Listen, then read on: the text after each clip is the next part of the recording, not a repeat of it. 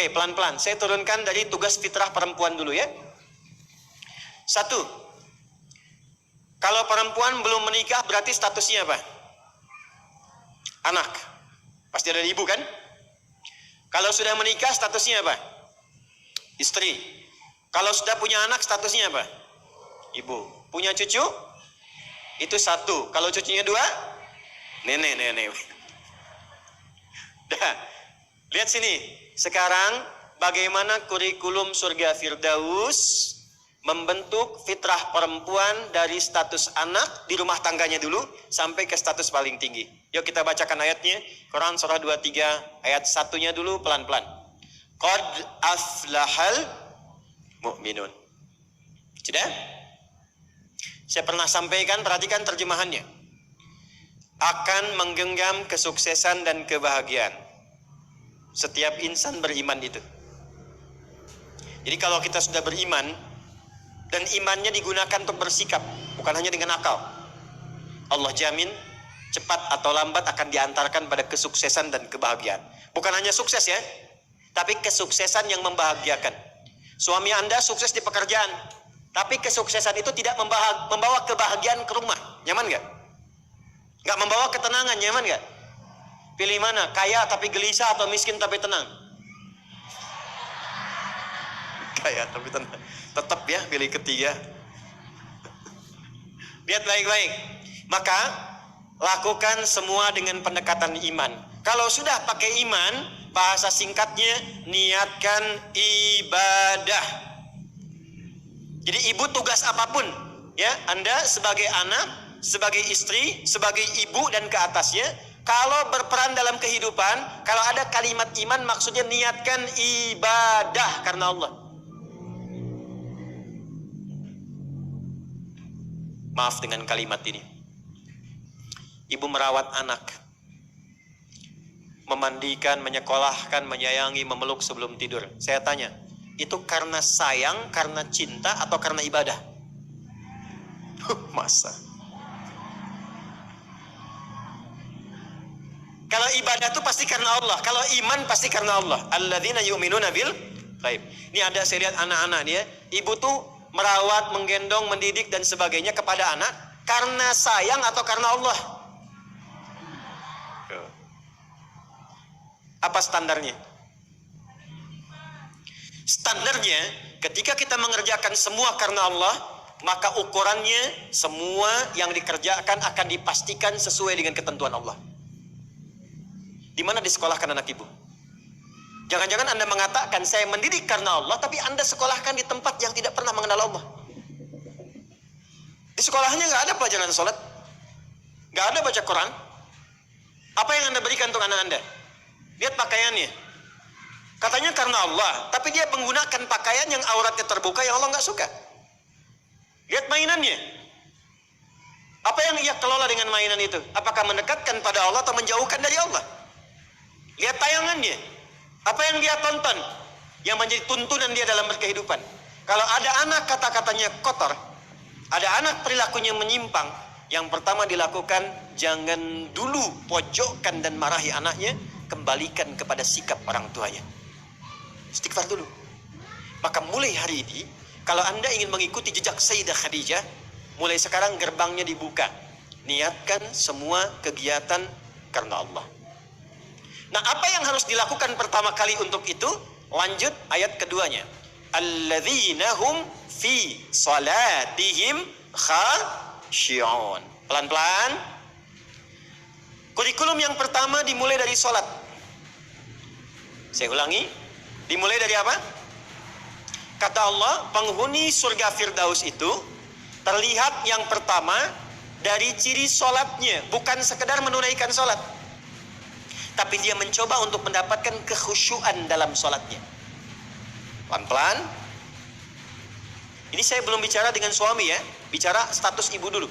Sebagai istri, sebagai ibu, sebagai anak.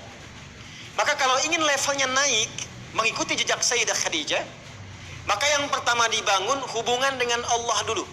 Dalam bahasa Arab, hubungan kuat itu yang sulit dipisahkan disebut dengan silah.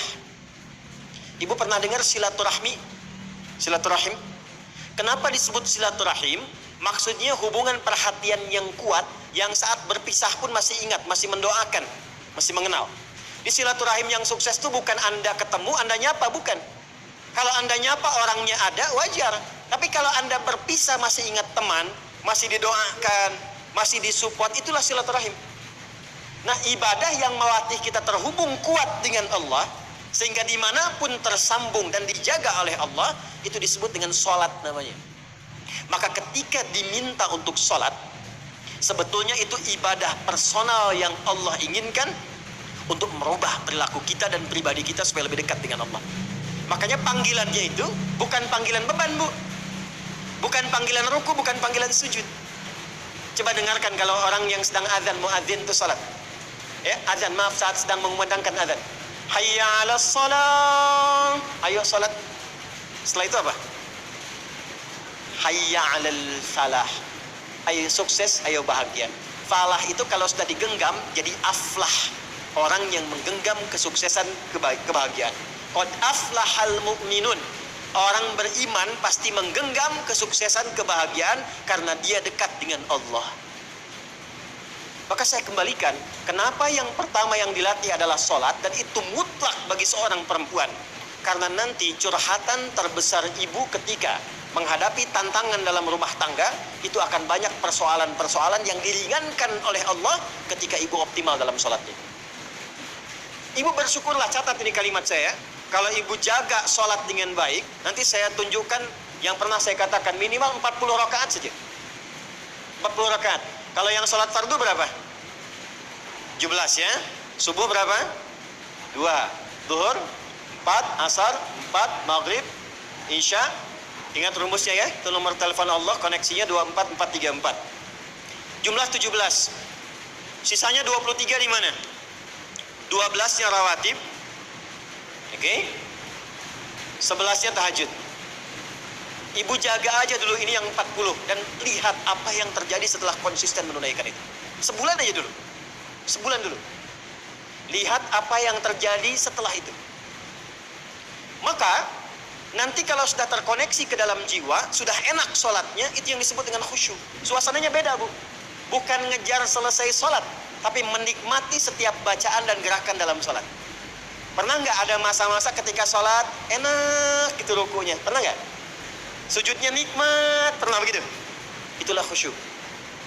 Itu kalau ibu sedang mencapai titik itu kemudian sholat dan minta sesuatu, itu tidak ada sekat yang terhijab yang dikabulkan oleh Allah Subhanahu wa Ta'ala. 2, saya cepat. Jangan cukupkan soleh sendiri, Bu. Karena sama-sama ingin ke surga Firdaus, kan ada suami, ada anak-anak. Maka pesan yang pertama penghuni surga Firdaus itu yang dipesankan bukan dunianya, tapi akhiratnya. Contoh, suami mau berangkat, biasanya ibu pesan apa? Hah? Hati-hati ya Pak, gitu kan? Ya, sukses ya. Pernah nggak ibu bilang pertama kali yang disampaikan, ayah jangan lupa sholat ya? Pernah nggak? Tuh. Sekarang hari apa? Yang ke masjid siapa? Laki-laki perempuan? Yang ke masjid suami ibu, yang ke masjid laki-laki. Pernah nggak ibu siapkan pakaiannya? Pernah, bagus. Pernah nggak siapkan parfumnya? Bagus. Tapi pernah nggak ibu bisikkan di telinganya, Pak, nanti pas khatib duduk di antara dua khutbah, doakan rumah tangga kita samara sampai surga ya? Pernah nggak? Belum. Padahal di situ ada pesan kuatnya, di situ ada hikmah indahnya. Di ternyata sholat itu ketika dimunculkan ciri pertama, kita kemudian tebarkan ke semua anggota keluarga. Bu, kalau cuman hafal waktu sholat itu iman standar, surganya standar. Penghuni surga Firdaus dia menyiapkan sebelum waktunya. Oleh karena itu pulang dari sini, jangan sampai di rumah nggak ada jadwal sholat, Bu. Print out, bikin. Saya suka tempelkan di dinding rumah, di kamar, kadang-kadang di meja makan, sehingga begitu yang terlihat sebelum nunggu menu makan, waktu sholat. Jelas? Oke. 2, Walladzina hum 'anil lagwi mu'ridun. Agak cepat. Kita nanti akan bahas 3 saja. Walladzina hum, orang-orang yang menginginkan surga Firdaus itu, 'anil lagwi, dari hal yang tidak penting, yang tidak ada manfaatnya, mu'ridun, dia hindari. Saya ulang ya. Dari segala hal yang tidak bermanfaat, dia menghindarkan diri dari segala yang tidak penting. Jadi penghuni surga Firdaus itu orientasinya yang bermanfaat saja. Yang penting apa? Kalau ada pertemuan, manfaat gak? Penting gak? Ada kumpul-kumpul, penting gak? Ada pengajiannya bermanfaat atau cuman kumpul-kumpul datang saja? Penghuni surga Firdaus, dia petakan semua kegiatannya dalam frame segala yang bermanfaat, segala yang penting saja. Sekarang mulai ibu evaluasi, bawa ke rumah. Dari ujung kepala sampai dengan ujung kaki. Mohon maaf sekali, pelan-pelan. Mohon maaf sekali. Cek ya. Cek. Coba agenda selama ini yang sudah dilakukan. Berapa kali lisan berkata yang tidak baik? Mata melihat yang tidak baik. Ibu punya agenda perkumpulan di mana saja? Anak-anak ditempatkan di tempat ngumpul di mana saja? Cek evaluasi semua, termasuk aktivitas suami, kira-kira bermanfaat gak untuk kehidupan? Dudukan semua itu, kemudian telaahi dengan baik, bikin kurikulum, maka mulai belajar, misalnya ambil target per bulan. Latihan dari lisan dulu. Sepakat semua keluarga. Pak, anak-anak, kita sebulan latihan berkata yang baik-baik ya. Kalau ada nggak sepakat, katakan dengan cara yang baik. Kalau melihat ingin bertutur, katakan dengan cara yang benar. Yang tak bermanfaat, jauhi. Sekarang coba, ketika ibu bertemu dengan teman, bikin pengajian, bikin tempat kumpul, kalau ingin masuk ke dalam golongan surga Firdaus, pastikan bukan hanya profesinya. Semua apa yang dikerjakan, nilainya berada pada nilai kebaikan. 3, agak cepat. Walladzina hum lizzakati fa'ilun. Ternyata penghuni surga Firdaus juga gemar berzakat. Gemar apa? Baik, zakat itu berapa persen dari harta? 2,5 minimalnya. Bisa nggak berzakat kalau nggak ada uangnya? Hah? Berarti perintah berzakat sekaligus perintah untuk mencari materi kan? Supaya bisa zakat kan? Makanya dalam Islam nggak dilarang. Silahkan suami mencari nafkah, bekerja, ibu punya bakat bisa jualan. Sayyidah Khadijah jualan nggak? Pedagang nggak? Sukses nggak? Bukan cuma sukses, sangat sukses. Hasilnya luar biasa. Nanti kita cerita. Tapi yang ingin saya katakan, ibu kalau sekarang bikin hijab face misalnya, ada yang bikin kerudung, bikin kue, bikin macam-macam, itu nggak dilarang, silahkan. Sepanjang tidak mengabaikan tugas pokok yang ada di rumah yang melekat kepada ibu. Silahkan. Tapi niatkan tujuannya untuk apa? Niatkan tujuannya untuk mengabdi kepada Allah supaya bisa zakat. Terakhir, kita gabungkan ketiganya. Saya ulang, kita gabungkan ketiganya. Uang sudah dapat. Awas ya, ini untuk pribadi dulu. Dibawa ke rumah. Ibu olah. Biasanya harta suami pun kan diberikan juga ke ibu ya. Sehingga ada adigio mengatakan, harta saya, harta suami, harta. Oke, sekarang bawa bu, pelan-pelan ya. Mohon maaf nanti dengan kata-kata saya ini, karena kita akan mencoba menata lebih baik. Dan jangan mengecilkan orang lain. Ibu bawa pulang ke rumah. Maka kebutuhan pokok pertama kan untuk pemenuhan kebutuhan dalam kehidupan rumah tangga. Tarik ke pribadi. 1, untuk pakaian misalnya. Karena kita sekarang menaikkan level seperti Sayyidah Khadijah, berpakaian yang bukan hanya pantas, tapi Allah sukai dan menjadi support untuk suami. Maka perhatikan pakaiannya. Apakah cara berpakaiannya dan koleksi pakaian yang sudah dikumpulkan itu betul-betul menunjukkan pakaian yang disenangi oleh Allah? Contoh, perempuan berjilbab atau tidak? Saya ulang, berjilbab atau tidak syariatnya? Yang sudah berjilbab, pertahankan. Yang belum kita bantu, doakan, terangkan tentang keutamaan, keistimewaan jilbab. Ternyata, saking pentingnya jilbab itu, Bukan hanya di dunia, di alam kubur pun ketika meninggal, kain kafan perempuan ditambah satu. Yang laki-laki nggak punya. Apa itu? Kerudungnya. Saking pentingnya. Jadi ketika dalam kehidupan dunianya pun misalnya belum mengenakan sepenuhnya, itu saat pulangnya mesti dipakaikan kerudungnya dalam kafannya. Sebetulnya apa fungsi jilbab itu? Yuk, kita tarik dulu pelan-pelan. Buka Quran surah ke-33 Al-Ahzab ayat 59. Nanti setelah itu saya tarik kepada suami untuk mensupport. Surah ke-33 Al-Ahzab ayat 59. Ada ayatnya, ya ayyuhan nabiyyu qul li azwajika wa banatika wa nisa'il mu'minin. Ada? Yudnina min jalabibihinna. Dzalika adna an yu'rafna fala yudzain. Ada? Asalnya Bu, sebelum ayat ini turun, itu masih ada yang berkerudung, masih ada yang tidak berjilbab, biasa saja. Tapi tiba-tiba ada kejadian. Perempuan muslimah malam-malam ingin ke toilet, diganggu oleh preman-preman Madinah dari Yahudi. Maka dilaporkan kepada Nabi, turunlah ayat ini.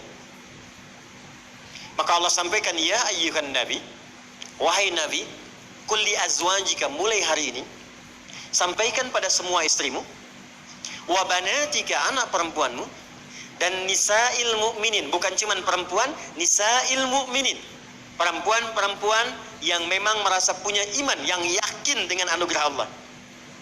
Yudnina min jalabibihinna, mulai detik ini kenakan jilbab oleh mereka. Dzalika adna an yu'rafna, maka ketika jilbab dikenakan, aku akan perhatikan sebagai identitas untuknya. Di identitas ibu sebagai perempuan di hadapan Allah itu salah satunya ketika ibu mengenakan jilbab yang dikenakan itu dengan model apapun. Tapi belum berhenti ayatnya, belum berhenti. Perhatikan kalimatnya. Asa ayyurafna, maka ketika dia kenakan jilbab itu, semua mesti kenali dialah perempuan yang beriman. Fala yu'zain, dan setiap laki-laki yang beriman mesti punya komitmen melindungi dan menjaganya. Jadi ketika ibu kenakan jilbab itu kami yang laki-laki, yang pria-pria mukmin ini, itu terikat dengan komitmen kepada Allah. Kalau ibu ada yang ganggu, ada kesulitan, kami mesti bantu. Itu asalnya. Di Allah turunkan ayat hijab, jilbab itu bukan sekedar ingin menutup, tapi memberikan kemuliaan pada perempuan. Dan ini fikih jarang diketahui laki-laki juga. Jadi ketika ibu ke pasar nih ya, kesulitan misalnya, beli beras sulit, terlihat ibu pakai jilbab tuh, itu laki-laki itu yang melihat itu langsung respon bantu. Dan Allah jadikan itu mengikat dalam fitrah hati setiap insan beriman. Itu poinnya. Sekarang ingin saya katakan, ketika Allah memberikan hadiah yang sangat luar biasa dan mengistimewakan, diambil gak? Diambil gak? Maka perhatikan, kalau di era Sayyidah Khadijah hasil niaganya diserahkan untuk dakwah Nabi, maka di era kita dibalik, apa yang dihasilkan oleh suami diolah oleh istri perempuan, ada pendapatan dari istri dikumpulkan, coba dari situ kreasikan untuk membeli atau mendapatkan sesuatu yang Allah sukai. Punya anak perempuan, apa yang Allah sukai dari perempuan ini? Ibu kalau nggak percaya silakan ya, kasih makanan yang halal, kasih pakaian yang paling benar, nanti cek, masukkan dia ke sekolah Quran. Demi Allah saya katakan, tidak tunggu lama dia akan cepat mendapatkan hafalan Quran itu. Karena ibu menyiapkan dia untuk mendapatkan kalam Allah dengan penampilan yang Allah sukai. Jelas? Oke.